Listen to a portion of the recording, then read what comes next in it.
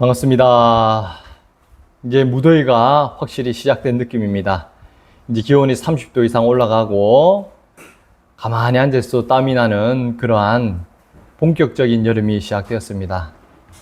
여름이 되면 음식도 상하기 쉽고 또 너무 더위로 인해서 무더위로 인해서 무기력해지기가 쉬운데 또 이를 통해서 우리가 다시 한 번 더 우리 연약함을 일깨우고 또 다른 한편으로는 갑자기 문득 들었던 생각이 한겨울의 그 추위가 생각이 안 나더라고요. 참 그래 보면 하나님께서 그 때에 따라서 또 살아가게 하시는 그 놀라운 은혜가 그 때마다 또 주어지지 않나. 또 여름이 여름답게 또 겨울은 겨울답게 지난 날들을 또 잊고 그 상황 가운데 살아갈 수 있도록 은혜를 베푸시는 주님을 우리는 생각할 수 있게 됩니다. 여러분도 그렇죠? 네, 그럴 줄 믿습니다. 오늘은 우리 골로새서 2장 11절에서 12절 주 안에서 행하는 삶 네 번째 말씀에 들어갈 텐데 2장 11절에서 12절 말씀은 5번에 걸쳐서 설교를 하고자 합니다. 한 번에 설교하기에는 너무 많은 내용들이 있어서 계속해서 주 안에서 행하는 삶이란 이 시리즈로 골로새서 말씀 지금 이어지고 있는데 특별히 2장 11절에서 12절 말씀은 5번에 걸쳐서 설교를 하고자 합니다. 오늘은 그 첫 번째 시간으로 그리스도의 할례에 집중된 말씀을 전하고자 합니다. 이 앞서서 우리가 지난 시간 몇 주간에 걸쳐 나눴던 우리 골로새서 말씀을 환기시키고자 합니다. 주 안에서 행하는 삶이 과연 무엇인가? 이것은 단순히 2000년 전 골로새 교회를 향해서만 바울이 선포했던 말씀이 아니죠. 이 서신의 내용은 오늘날 우리에게도 그대로 적용이 되는 말씀입니다. 당시 골로새 교회는 여러분들 잘 아시겠지만 복음 외에, 순수한 복음 외에 율법주의나 아니면 헬라 사상이나 아니면 신비주의나 천사 숭배 사상이나 다양한 이단 가르침들이, 거짓 가르침들이 이 골로새 교회를 또 해치고 있었다는 사실을 여러분은 잘 기억하실 겁니다. 그런 상황 가운데 바울은 오직 그리스도라는 기치 아래 복음의 완전성을 가장 강력하게 선포한 위대한 말씀이 바로 우리 골로새서 말씀이다 라고 여러분이 생각할 수 있을 것입니다. 이것은 오늘날도 마찬가지로 교회를 다니지만 복음을 듣고는 있지만 혹은 복음을 전하면서도 수순간 이 세상 풍조와 여러 가지 우리 영적으로 혼란케 하는 다양한 사상들, 이러한 것들이 우리 교회의 여러 가지 복음의 가르침을 흐트리고 있는 그런 현실을 우리는 동일하게 당면하고 있음을 부인할 수 없습니다. 그러한 현실의 상황 가운데 하나님께서는 이 골로새 말씀을 통해서 오직 그리스도, 이 그리스도 안에 숨겨진 복음을 우리가 바르게 알고 그 가운데서 하나님께 영광 돌리는 삶을 살아가도록 인도함을 우리는 명심해야 될 것으로 생각됩니다. 우선은 우리가 지난 여정을 한번 살펴보면 첫 번째 우리가 주 안에서 행하는 삶, 이것은 골로새서 2장 6절에서 7절 말씀으로 나눴습니다. 그러므로 너희가 그리스도 예수를 주로 받았으니 그 안에서 행하라. 엄중한 명령이었죠. 여기서 바울은 우리 기독교인의 그 신앙생활이 단순히 그냥 주일날 잠시 예배드리는 그러한 종교 생활을 말하는 것이 아니다라고 우리가 배웠습니다. 그리고 우리 삶 가운데서 소소하게 그냥 부분적으로 파편적으로 일어나는 그런 기도나 말씀에 국한된 생활이 아니다라고 우리는 배웠습니다. 그러면은 이 주 안에서 행하는 이 삶이란 무엇인가?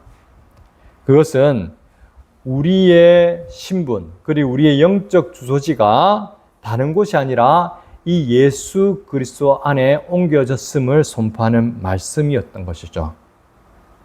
예수 그리스도 안에서 그 예수 그리스도의 생명과 호흡으로 살아가는 삶이 주 안에서 행하는 삶이다 라고 우리는 지난 시간 배웠습니다.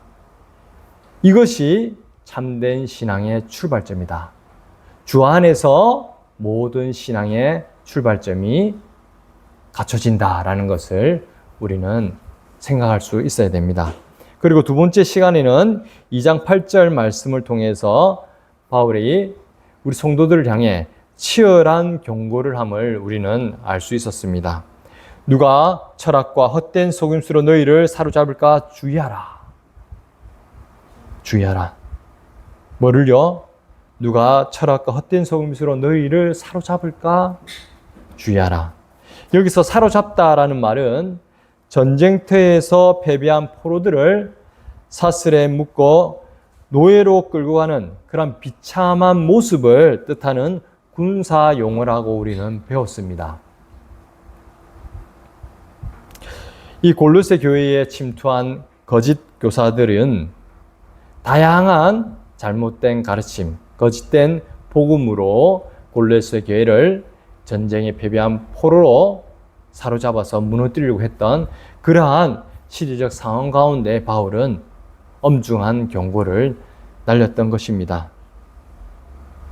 그래서 바울은 이러한 거짓 교사들의 가르침에 휘둘리지 말고 복음을, 참된 복음을 바르게 아는 삶, 그것이 바로 주 안에서 행하는 삶이다 라고 이야기를 했죠.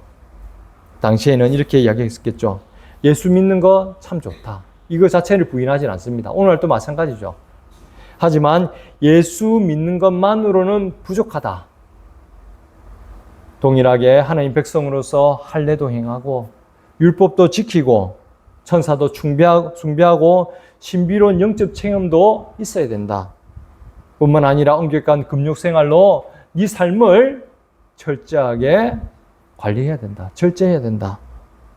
그래야지만이 너희는 참된 구원의 삶을 살 수 있다. 그래야지만 너희들은 구원을 받을 수 있다.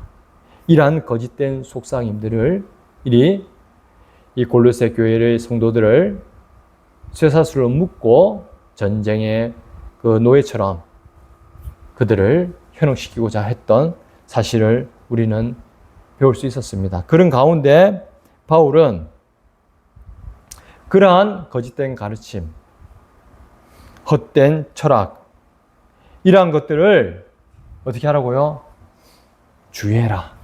주의해라. 그런 것들로 너희가 영적 포로가 되도록 내버려둬서는 안 된다라는 엄중한 경고를 날렸던 것이에요. 그리고 그리스도의 그 십자가 위에서 만이 우리는 참된 구원을 얻게 된다라고 다시금 복음으로 순수한 복음이 무엇인지 강조하는 그런 말씀을 우리는 나눴습니다. 그리고 세 번째 시간에는 바울은 이 모든 종교적 속임수를 단 한 문장으로 완전히 무너뜨렸습니다. 2장 9절과 10절 내용에는 이렇게 되어 있죠. 그 안에는 신성의 모든 충만이 육체로 거하시고 너희도 그 안에서 충만하였으니. 그 안에는, 주 예수 그리스도 안에는 신성의 모든 충만이 육체로 거하시고. 여기서 신성이 뭐랬습니까? 바로 예수 그리스도가 참 하나님이심을 온전히 선포하는 그런 말씀이었죠. 그 가운데서 우리 또한 어떻게 된다고요? 너희도 주 안에서 충만해졌다. 참 하나님이시면서 참 사람이신 이 예수 그리스도가 이루신 그 하나님의 의 가운데 십자가의 대속 사건과 그 부활의 권능을 덧입어서 심지어 하늘의 영광에 이르는 그리스도 안에 충만히 이루어진 하나님의 놀라운 은혜의 삶을 너희 또한 이미 충만해져 있다라고 선포하는 말씀을 들었습니다. 즉 다른 그 어떤 것이 아니라 이 예수 그리스도로 우리는 이미 충만하다. 그 어떤 것도 필요 없는 100% 완전한 충만함을 우리는 누리며 살아가고 있다라고 이야기를 했습니다. 얼마나 가슴이 뛰는 선언입니까? 예수 그리스도 안에는 하나님의 신성과 영광과 능력이 단 1%의 부족함도 없이 100% 충만하게 거한다라는 사실이 놀랄 뿐만 아니라 더 놀라운 것은 뭐냐면 이러한 복음이 또 그리스도와 연합한 우리 역시 구분하면서 이미 충만해졌다라는 사실이죠. 주 안에서 행하는 삶은 바로 이러한 예수 그리스도 안에서 완전히 충만한 은혜를, 생명을, 만족하심을, 하나님의 그 의로움을, 거룩함을 누려가는 삶이다라는 것을 우리는 배울 수 있었습니다. 이쯤 되면 우리는 자연스럽게 인간적인 질문과 의심이 고개 들 수가 있습니다. 정말 그렇습니까? 정말로 예수님 한 분만으로 다 끝난 것입니까? 그래도 우리가 구원을 얻고 유지하려면 뭔가 더 보태야 하지 않겠습니까? 유대인들처럼 신성한 언약의 표징인 할례라도 받아야 율법적으로 완벽해지는 거 아니겠습니까? 혹은 우리는 어떻습니까? 오늘날 시대로 적용하면 예수 그리스도 외에도 그래도 우리가 뭔가 더 선행도 행하고 또 뭔가 더 열심히 우리가 사회에 뭐 기여도 하고 또 우리가 뭔가 잘할 수 있는 것들을 더 열심히 뭔가를 해야지 우리가 구원을 받을 수 있는 거 아닙니까? 이러한 질문을 던질 수가 있는 거죠. 왜? 우리 입장에서 볼 때는, 인간적으로 볼 때는 과연 예수 그리스도 안에 100% 그 충만하고 그 완전할 수 있는가? 이런 의심이 드는 것이 우리 죄된 인간의 본성이기 때문이죠. 사랑하는 성도 여러분, 당시 골로새 교회를 흔들었던 이 질문은 동일하게 우리의 질문이라는 것을 여러분도 인정하실 겁니다. 우리는 흔히 골로새 교회의 문제가 이방 신비주의나 유대주의자들만의 옛날 이야기라고 생각할 수 있지만 그것이 아니라 우리에게도 동일하다는 거죠. 오늘 한국교회 안에도 이 복음의 왜곡은 그대로 반복되고 있는 것이 사실입니다. 수많은 이들이 강단에서 그리고 성도들의 삶 속에서 복음 뒤에 슬그머니 여러 가지 조건들을 붙이곤 하죠. 예수 믿어도 더 뜨겁게 기도해야 구원의 확신이 온다. 더 금식하고 더 헌신하고 더 헌금하고 더 특별한 은사적 체험을 누려야지 진짜 수준 높은 그리스도인이 될 수 있다. 방언도 해야 되고 축사도 해야 되고 여러 가지 이적과 기사를 경험해야지만이 우리는 참 그리스도인이 되어줄 수도 있다. 그래야지 또한 하나님께서 온전해진다. 혹은 더 많은 돈이 있어야 되고 더 높은 곳에 올라가야 되고 세상에서도 성공해야지 우리가 참된 그리스도인으로서 살아갈 수 있다. 이러한 무언가를 첨언하는 경우가 너무나 많은 것이죠. 물론 기도도 하고 금식도 하고 또 교회를 위해 피땀 흘린 헌신이 아주 중요합니다. 너무나 소중하죠. 그러나 중요한 것은 그것들이 그리스도가 이루신 완벽한 구원의 어떠한 조건이나 어떠한 능력을 바란다는 게 결코 아니라는 거죠. 오히려 예수 그리스도 외에 다른 어떤 것이 우리 구원의 공로에 더해지려고 할 때 그것은 오히려 독이 되어서 복음의 본질을 흐리게 하고 우리가 구원의 삶을 온전히 누리가는데 방해만 된다는 그 사실을 기억해야 되는 것이죠. 구원은 우리가 이룰 수 있는 것이 아니라 하나님께서 전적으로 은혜 가운데 처음부터 끝까지 하나님이 온전히 이루신 것임을, 그리고 예수 그리스도 안에서 완전하게 이루신 것임을 여러분은 기억하셔야 된다는 거죠. 오히려 예수 그리스도만은 뭔가 부족해. 그러면서 우리의 어떤 행위적인 것을 더하면 더할수록 그것은 영적 교만으로 이어지면서 하나님 뜻을 거슬러서 하나님의 영광을 가려버리는 그러한 비참한 죄를 범함을 우리는 기억해야 될 것입니다. 오직 그리스도, 오직 은혜, 오직 믿음. 이것은 16세기 종교개혁자들의 전유물이 아니라 사도 바울이 성령의 감동으로 선포했던 복음의 원형임을 우리는 기억해야 되는 것입니다. 오늘 본문은 바로 그 질문, 예수 그리스도 외에 할례라도 받아야 하는 것이 아닌가? 아니면 예수 그리스도 외에 우리가 뭔가 또 다른 행위로서 공을 쌓아야 되는 것이 아닌가? 이러한 율법적인 또는 신율적인 의문에 대한 하나님의 최종적인 선언이 오늘 말씀에 담겨져 있는 것입니다. 바울은 오늘 본문에서 갑자기 구약의 유대인들이 목숨처럼 여겼던 할례를 꺼내듭니다. 할례. 그리고 곧바로 신약의 세례로 연결하여서 설명을 하고 있죠. 많은 이들이 이 본문을 읽으면서 단순히 할례는 구약의 의식이고 세례는 신약의 의식이구나. 바울이 이 두 의식을 비교하고 있구나. 라는 표면적인 이해에 그쳐서 되겠습니까? 아니죠. 그렇게 하면 안 되는 거예요. 오늘 본문은 이 본문 내용의 핵심은 바로 그게 아니라는 거죠. 본문의 진정한 주인공은 할례도 아니고 세례도 아닙니다. 그럼 뭐겠습니까? 앞에서 계속 주장하신 대로 오직 예수 그리스도라는 거죠. 할례와 세례를 이야기하는 것도 결국은 무엇을 이야기하기 위한 거라고요? 예수 그리스도. 예수 그리스도 안에 모든 복음의 정수가 담겨져 있음을 다시금 선포하고 있는 말씀인 거예요. 오늘 본문 속에서 가장 강력하게 흐르는 맥박이 뭔지 압니까? 반복되는 단어가 있어요. 그것이 뭐냐면 두 가지입니다. 그 안에서, 주 안에서란 말과 그 다음에 그와 함께, 그와 함께. 이 두 단어예요. 이것은 뭐로 연결되느냐? 바울이 전하고자 하는 바는 바로 그거예요. 뭐냐면 그리스도와의 연합을 이야기하고 있는 것입니다. 주 안에서, 주와 함께. 유대인들은 자신들에게 성전이 있고 모세의 율법이 있으며 무엇보다 몸에 새긴 그 할례가 있다는 것을 최고의 자랑으로 여겼습니다. 그렇기 때문에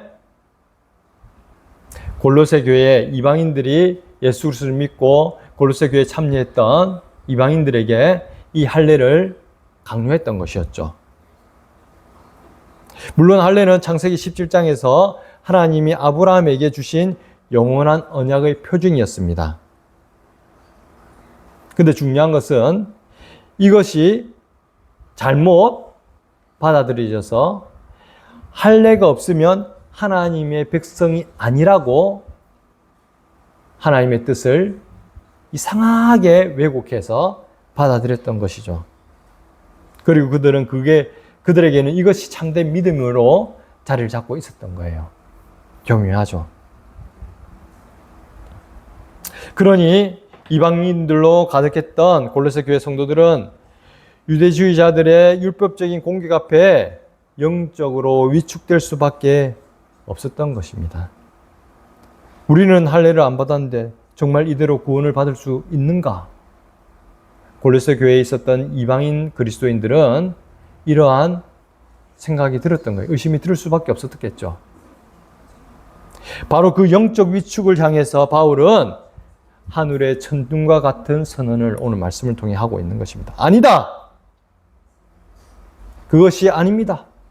골로새 성도 여러분, 그리고 오늘날 예수 그리스도를 믿는 성도 여러분, 여러분은 이미 가장 참되고 완전한 할례를 받았습니다. 이 선언은 유대주의자와 행위구원론의 전 체계를 뿌리째 뽑아내는 복음의 폭탄과도 같은 말씀이었던 거예요. 왜냐하면 바울은 지금 우리에게도 가서 참된 할례를 행하라고 요구하는 것이 아니라 그리스도 안에서 너희가 이미 할례를 받았다라고 선언하고 있기 때문이죠. 본문 11절 전반부를 우리가 이게 헬라어죠. 헬라어 원문으로 직역하면 이렇게 됩니다. 우리 11절 한번 보세요. 2장 11절에 보면 또 그 안에서 너희가 손으로 하지 아니한 할례를 받았으니 곧 육의 몸을 벗은 것이요 그리스도의 할례니라 이렇게 되어 있는데 그 앞절에 우리가 보면 뒤에 말고 11절 전반부를 보면 우리가 이 직역을 하면 이렇습니다.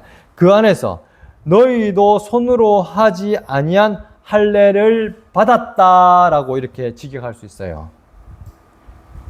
주 안에서 너희도 손으로 하지 아니한 할례를 받았다. 우리가 여기서 영적 눈이 번쩍 뜨여야 돼요. 성경은 구원을 향해 달려가라고 하고 있지 않죠. 이 말은 뭐냐면 우리의 시작점 자체가 뭐냐면 이미 구원을 받은 상태에서 시작하고 있다는 거예요. 우리가 구원을 뭔가 이루기 위해서 끊임없이 뭔가 쫓아가야 되는 것이 아니라 그리스도인이라는 그 정체성 자체는 이미 구원받은 구원을 전제로 한 거기서 시작하고 있다는 것을 이야기하고 있는 것이죠. 그래서 더 이상 우리가 어떤 행위가 필요하지 않다라는 것을 명백하게 선포하고 있는 말씀인 거예요. 바울이 사용한 단어가 보면은 페리에트 메이테이테라는 단어를 사용하고 있거든요. 이거는 뭐냐면 페리템노라는 할례하다 이라는 이제 헬라어인데 여기서 본문에서 사용한 것은 뭐냐면 이 헬라어의 직설법 수동 과거 수동태예요. 즉 과거 수동태를 사용했거든요. 이 시제가 아주 중요합니다. 왜 그러냐면 이 시제를 이해해야지만이 뭐냐면 바울이 이야기하는 바가 명확하게 이해될 수가 있거든요. 우선은 시제가 과거라고 했잖아요. 과거. 할례를 해야 된다가 아니고 이미 우리를 뭐라고요? 할례를 받았다라고 했어요. 누구에게 지금 향하고 이야기하고 있습니까? 바울이. 아직까지 할례 받지 아니한 이방인 골로새 성도들을 향해서 지금 이야기하고 있거든요. 그런데 바울은 너희는 이미 할례를 받았다라고 선포하고 있는 거예요. 우리 할례 안 받았는데. 근데 바울은 너희는 이미 할례를 받았다 라고 이야기하고 있는 거예요. 그럼 여기서 할례 받는다는 것은 무엇을 의미하는가? 이 유대인들은 뭐 했습니까? 이 할례가 구원의 조건으로 내세운 거잖아요. 다른 말로 하면은 골로새 성도들은 이미 구원을 받은 상태에 대해서 이야기하고 있는 거예요. 너희는 이미 구원을 받은 자이기 때문에 유대인들이 생각하는 그 할례가 이미 너희 가운데서는 그 할례의 의가 너희 가운데서 이미 이루어진 상태다라는 것을 이야기하고 있어요. 놀라운 말씀이죠. 이것은 우리가 어떤 조건을 충족해서 미래에 구원을 이루어지는 것이 아니라 이미 우리 가운데 구원이 이루어졌음을 선포하는 말씀인 거예요. 또 다른 말로 하면 유대 율법주의자들이 주장했던 그 할례가 구원의 조건이 아니라는 것을 반증하는 말씀인 것이죠. 예수 그리스도께서 2000년 전 십자가의 숨을 거두시면서 뭐라 하셨습니까? 예수님이 다 이루었다. 다 이루었다. 이 말씀을 선언한 그 순간 예수 그리스도를 믿는 우리의 그리고 골로새 성도들 너희도 너희의 구원이 이미 참된 할례 가운데 역사 속에서 단번에 완전히 영원히 이루어진 사건이라는 것을 이야기하고 있는 것이죠. 즉 참된 할례가 이미 이루어진 거예요. 그냥 육체의 할례를 이야기하는 것이 아니라 성경에서 아브라함에게 하나님께서 언약의 표징으로 주신, 즉 너는 내 거야, 너는 내 백성이야, 내가 너를 구원했어 라고 표했던 이 언약의 표징인 할례의 참된 의미를 예수 그리스도의 그 십자가에서 다 이뤘다는 그 말씀 가운데 예수 그리스도를 믿는 자들에게는 동일하게 적용이 되어서 참된 희루가 할례가 이미 이루어졌음을 선포하고 있는 말씀인 것이죠. 또한 이 단어는 뭐냐면 수동태예요. 수동태. 신자가 스스로 고행이나 눈물, 종교적 노력으로 자신의 몸이나 마음을 깎아내는 그렇게 해서 획득한 할례가 아니라는 거죠. 그렇게 해서 구원이 이루어지는 게 아니란 말이에요. 100%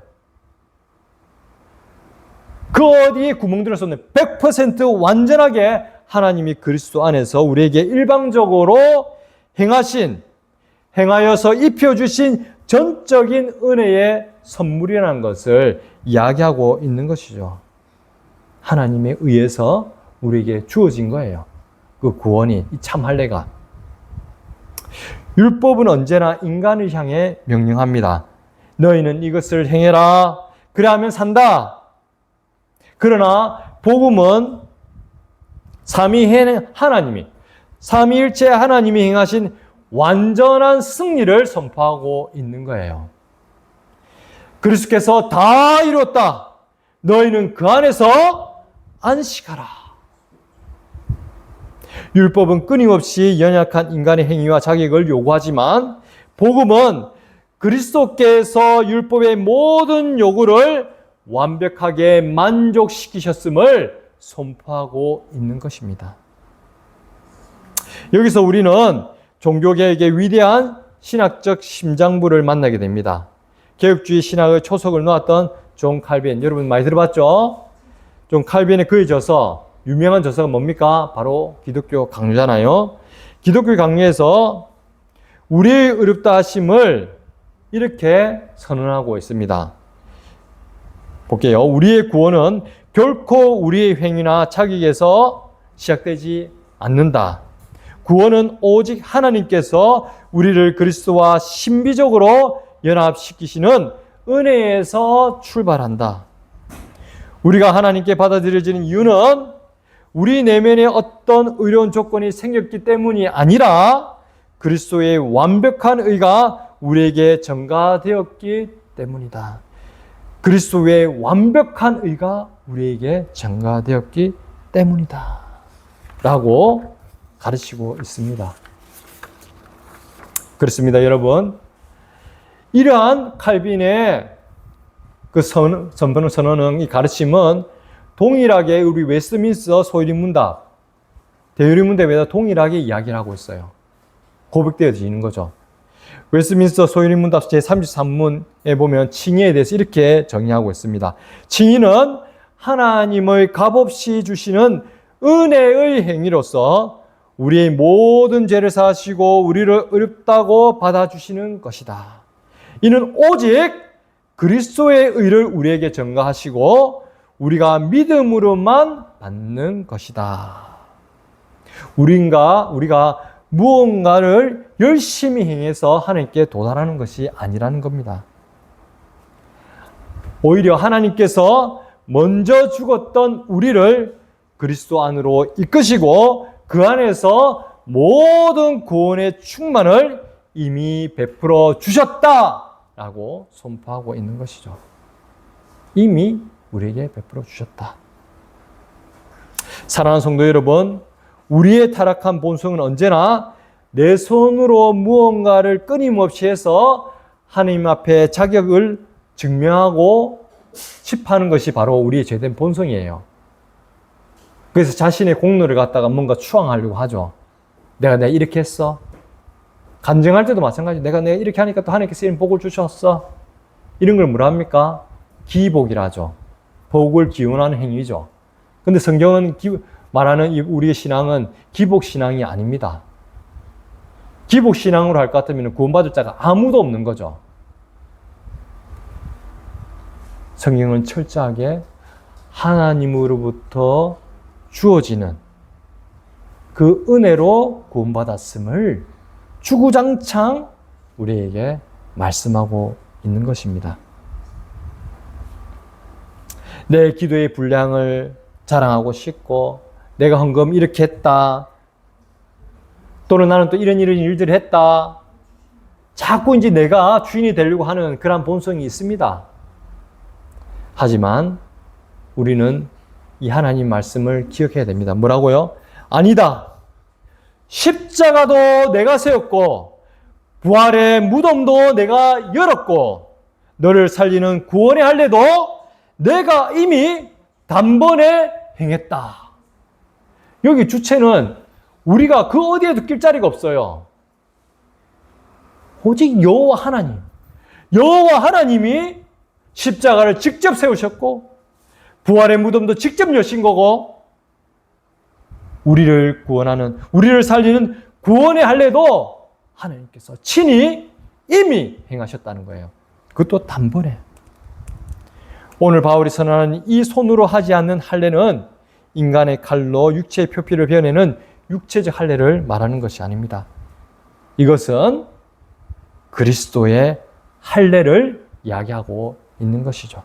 그리스도의 할례. 그러면 도대체 그리스도의 할례가 무엇이기에 바울이 이 한 단어로 골로새 교회를 뒤흔들었던 모든 율법주의의 사슬을 끊어버릴 수 있었던 것인가?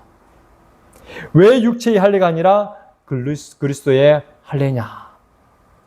이 질문에 대해서 우리는 한번 생각해 봐야 되는 거죠.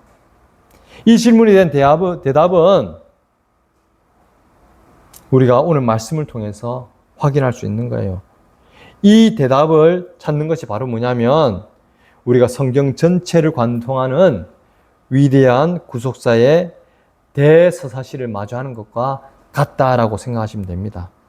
창세기 17장에서 아브람과 맺으신 피 언약에서 시작해가지고 신명기에서 외친 마음의 할례, 예레미야와 에스겔에서 예언한 새 언약의 성령 사역을 지나서 마침내 갈보리 십자가와 텅 빈 무덤 앞에 서게 되는 그러한 구원의 대서사시를 우리는 이 질문에 대해서, 그리스도의 할례라는 이 질문에 대해서 우리가 답을 찾을 수 있는 거예요. 이 그리스도의 할례라는 건 과연 무엇이냐? 다른 것이 아니라 예수님이 아기 때 받으신 종교적 의식을 말하는 것이 아니라 십자가에서 우리의 모든 죄된 옛 창조를 완전히 끊어내시고 부활을 통해서 새 창조를 시작하신 예수 그리스도의 왕전무결한 구속사역 그 자체를 의미하는 것이 바로 그리스도의 할례다라고 여러분은 기억하셔야 되는 거예요. 이것이 우리 구원의 정수가 담긴 내용임을 여러분은 기억하셔야 되는 거죠. 그렇다면 우리가 이 그리스도의 할례를 받은 우리가 주 안에서 구체적으로 그럼 어떻게 살아야 될 것인가? 우리가 세 가지로 살펴보고 말씀을 마무리하고자 합니다. 첫 번째는 나의 공로 중심에서 그리스도의 성취 중심으로 신앙의 패러다임을 전환해야 되는 거예요. 우리가 매일 마주하는 영적 침체나 불안은 내가 오늘 무엇을 덜 했나? 아니면 내가 이런 좀 부족하나? 나의 행위에 이런 걸 갖다가 율법적인 사고라거든요. 그런 것에서 비롯될 때가 많습니다. 그런데 하나님이 나를 보시는 자격은 나의 도덕적 상태가 아니라 그리스도의 완전한 의가 그 기준이 되는 거죠. 이미 이루어진 구원의 사실 위에서 굳건히 서가는 그러한 삶을 살아가야 되는 거예요. 그래서 나의 공로가 아니라 그리스도의 그 성취 중심인 삶을 살아가야 되는 것이죠. 그리고 두 번째로는 거짓된 세상 풍조와 종교적 속임수를 분별하고 단호히 거부해야 되는 겁니다. 예수만으로는 부족하다라고 말하는 그 어떤 것이든 간에 예수만으로 부족하다라는 것은 다 거부를 해야 된다는 거죠. 세상의 철학, 인본주의적인 자기 개발, 혹은 교회 내의 율법주의적인 요구, 이러한 모든 것들을 십자가의 복음으로 부셔버려야 되는 거예요. 성도는 그리스도 안에서 이미 구원에 필요한 모든 것을 완벽하게 공급받았음을 기억하셔야 되는 거죠. 그리고 세 번째로 그리스도와의 연합을 매 순간 확인하며 안식하는 삶을 살아야 됩니다. 내 삶의 주소지는 이제 죄와 사망의 법 아래 있는 것이 아니라 예수 그리스도 안에 있는 것을 여러분은 매일 한호흡 한호흡 그 순간순간마다 여러분은 기억하셔야 되는 것입니다.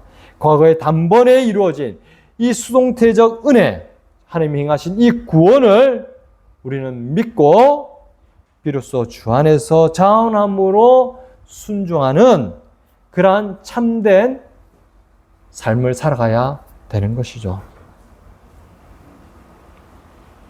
오늘 말씀은 이 정도로 할 것입니다. 그리고 이어서 우리가 네 차례에 대해서 오늘 골로새서 2장 11절, 12절 말씀을 우리는 나눌 것입니다. 결론으로 하면 사도 바울이 안내하는 구약의 언약 신약이 앞으로 이제 어떻게 예수 그리스도의 십자가 부활에서 최종적으로 성취되었는지, 그리고 그것이 오늘 살아가는 우리의 세례와 삶 속에서 어떻게 실체적으로 이루어지는지, 그런 것을 앞으로 계속 이어갈 거예요. 오늘은 이 말씀 가운데서 뭘 기억해야 돼요? 그리스도의 할례, 그리스도의 할례에 대해서 우리가 기억함으로 통해서 이번 한 주간도 이 복음의 놀라운 은혜 아래 하나님 안에서 참 안식하고 기쁨과 감사함으로 그리스도와 연합하는 삶을 살아가는 저와 여러분 되시기를 주님의 이름으로 간절히 축원하겠습니다. 기도하겠습니다.